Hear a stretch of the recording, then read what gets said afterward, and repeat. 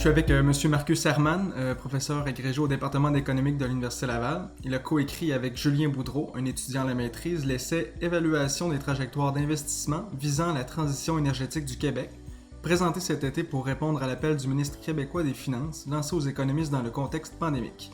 Bonjour M. Herman, donc quels sont les objectifs de votre analyse? Eh bien, les objectifs de notre analyse sont en lien avec la transition énergétique, comme le dit déjà le titre de notre fait. En fait, on a été motivé par ce que certains économistes de renommée internationale ont aussi soutenu au début de la crise de la pandémie. Ce que certains économistes, dont par exemple le lauréat du prix Nobel, Joseph Stiglitz, soutiennent, c'est que des mesures fiscales adéquates qui accompagnent la crise de la COVID-19 allaient pouvoir permettre de découpler la croissance économique du futur et les émissions de gaz à effet de serre. Et donc, nous nous sommes posé la question pour le Québec si une transition énergétique allait être désirable pour la société. Nous nous sommes concentrés en particulier sur l'ensemble des secteurs en fait de l'activité économique, à l'exception du secteur des transports.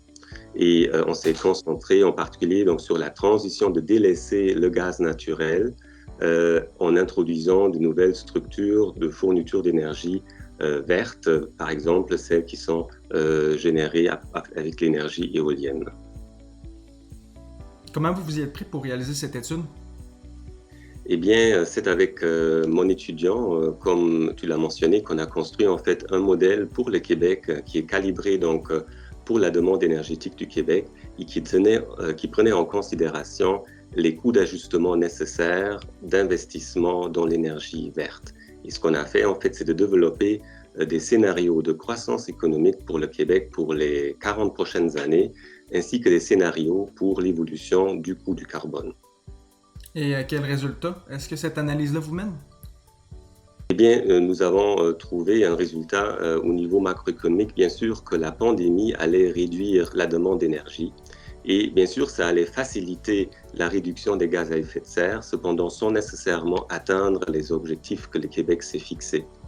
Et cet effet macroéconomique, eh bien, il y a aussi un effet intéressant pour nous parce qu'il permet de libérer la capacité énergétique et ce qui accélère en quelque sorte la transition énergétique des convertibles du gaz naturel vers l'électricité. Et ce qu'on a estimé, c'est que sur 10 ans, si le Québec voulait respecter ses engagements en termes de réduction de gaz à effet de serre, qu'on avait besoin de 10 milliards de dollars investis dans les infrastructures vertes, comparé à 9 milliards de dollars investis si le coût du carbone allait suivre le prix minimum du SPED, comme c'était le cas dans un de nos scénarios. Et on a constaté que le coût supplémentaire de 1 milliard de dollars environ sur 10 ans était en fait justifié car la valeur des émissions évitées était supplémentaire en fait à ces coûts-là. Donc notre étude passait même une analyse de coût-bénéfice et donc on peut en tirer la conclusion que c'est bénéfique pour le Québec d'une part de faire une relance verte et d'autre part donc d'investir dans l'énergie renouvelable telle que éolienne pour réduire la consommation du gaz naturel au Québec dans les prochaines décennies.